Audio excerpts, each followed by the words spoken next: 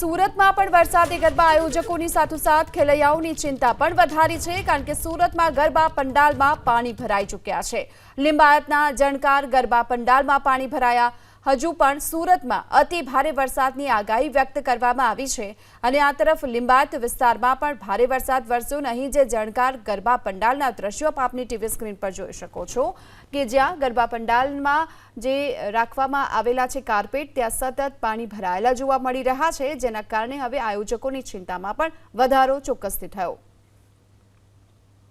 હજુ પણ 2 દિવસ ગરબા પર વરસાદનું ગ્રહણ રહેશે। રાજ્યમાં 2 દિવસ ભારે વરસાદની આગાહી વ્યક્ત કરી છે હવામાન વિભાગે। આજે સુરત, વલસાડ, નવસારીમાં રેડ એલર્ટ આપવામાં આવ્યું છે।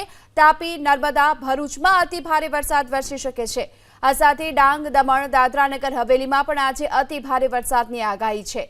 અમદાવાદ, ગાંધીનગર, મહેસાણામાં આજે ભારે વરસાદનું અનુમાન વ્યક્ત કરાયું।